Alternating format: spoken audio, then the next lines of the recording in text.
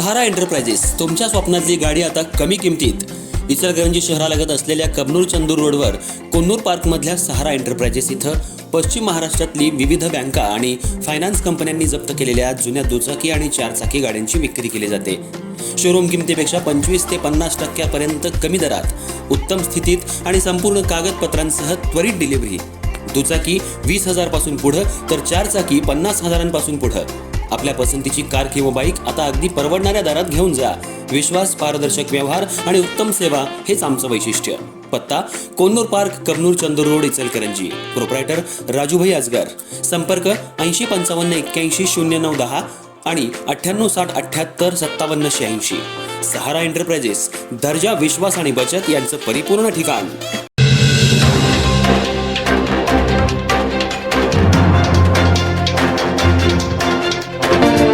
नमस्कार, मी तेजस्विनी मगदूम. एम मराठीमध्ये आपल्या सर्वांचं स्वागत आहे. पाहूया ठळक घडामोडी.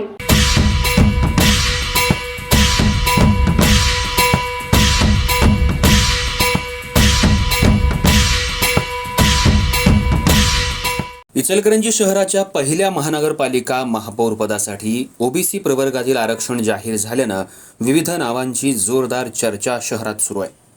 त्यामुळं शहराचा पहिला महापौर कोण होणार याकडे शहरवासियांचं लक्ष लागून राहिलंय. इचलकरंजी शहराच्या पहिल्याच महानगरपालिका निवडणुकीनं राजकीय इतिहासात नवपर्व सुरू केलंय. मोठ्या उत्साहात आणि शांततेत पार पडलेल्या या निवडणुकीत एकूण 65 जागांसाठी तब्बल 230 उमेदवार रिंगणात उतरले होते.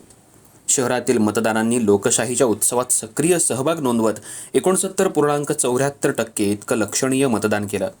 मतदानानंतर दुसऱ्याच दिवशी निकाल जाहीर झाला आणि जनतेचा स्पष्ट कौल समोर आला.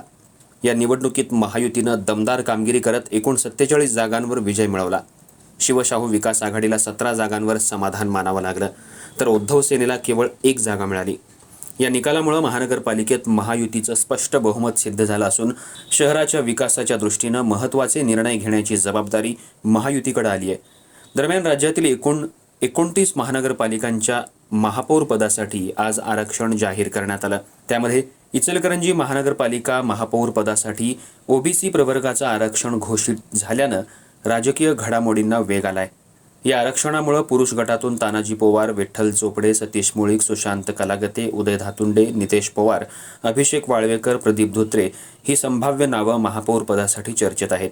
तर महिला गटातून रूपा बोगड, ध्रुवती दळवाई, सपना भिसे यांच्या नावांचीही जोरदार चर्चा सुरू आहे. असे एकूण 27 उमेदवार महापौर पदासाठी इच्छुक आहेत.